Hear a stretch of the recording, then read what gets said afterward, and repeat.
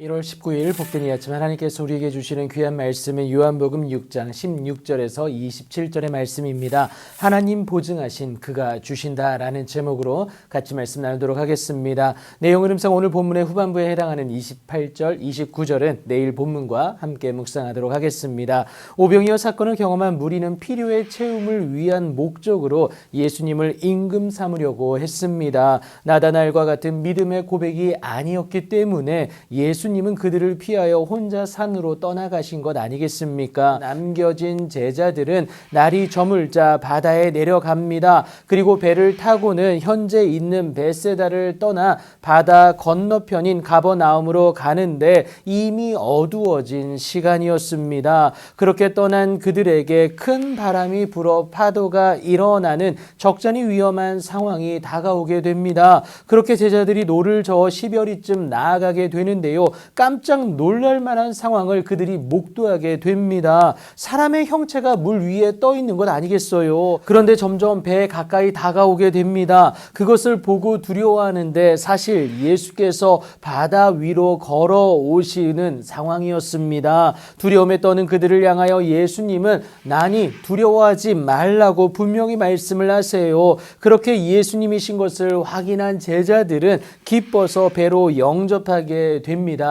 이것이 예수님이 보이신 5번째 표적이었어요. 다시금 하나님의 아들 되심을 확인한 제자들은 예수님과 동행하는 그 기쁨을 누리게 됩니다. 그리고 시간이 흘러 그들이 가려던 땅인 가버나움에 도착하게 돼요. 그렇게 이튿날이 되었을 때 바다 건너편인 벳세다에서는 예수님과 제자들이 없어진 것을 두고 사람들이 이야기하게 됩니다. 모든 정황상 예수도 안 계시고 제자들도 없음을 확인한 무리들은요, 가버나움에 가신 것을 직감하고 또 배들을 타고 예수를 찾으러 가게 됩니다. 아니나 다를까 바다 건너편인 가버나움에서 예수님을 만나게 됩니다. 그래서 무리들이 라비오 언제 여기 오셨나이까? 라고 하면서 질문을 하게 되죠. 어제 벳세다에서 경험한 그 놀라운 은혜가 자신들의 삶에서도 그대로 드러나길 원해서였는데, 더 정확히 말하자면 자신들의 필요를 채우는 데에만 그 목적이 있었다라는 겁니다. 그러니까 생존의 문제가 해결될 수 있음을 확인하고는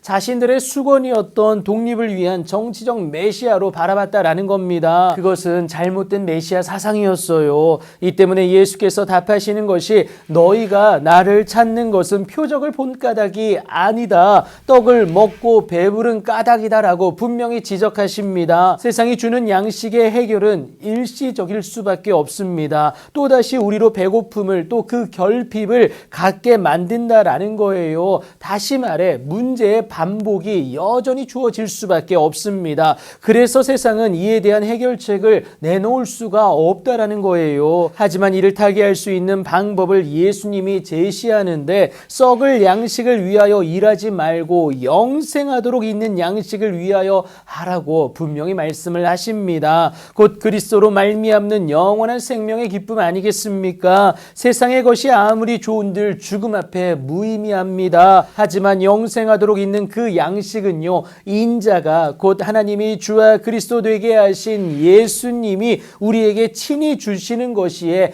확실하고요, 또 확정적이다라는 겁니다. 그 이유가 무엇이냐? 인자는 하나님께서 인치신 자, 곧 보증하시는 분이 되기 때문에 그래요. 그래서 세상의 것이 아니라 과감히 우리는 하나님의 것을 선택할 수 있어야 합니다. 하나님이 우리의 이 선택을 위해서 저와 여러분에게 예수님을 보내주신 것 아니겠습니까? 하나님은 반드시 예수님으로 답하여 주심을 여러분 믿으시기 바랍니다. 그 예수님은 하나님께 나아가는 유일한 길이 저와 여러분에게 되어주사 모든 인생의 해답이 되시는데요, 하나님께 가까이함이 저와 여러분에게 복이 되기 때문에 그렇습니다. 하나님이 친히 보증하신 예수님이 내어주실 그 영원한 생명의 기쁨을 붙잡으실 수 있는 오늘이 되셔야 합니다. 썩어 없어질 세상의 것은 절대 저와 여러분에게 정답이 되어줄 수가 없습니다. 영생하도록 있는 양식, 그 영생의 기쁨을 예수님으로 온전히 소유하셔서 하나님의 놀라운 은혜와 가운데 거하시는 여러분들의 복된 오늘이 되길 예수님의 이름으로 축복합니다.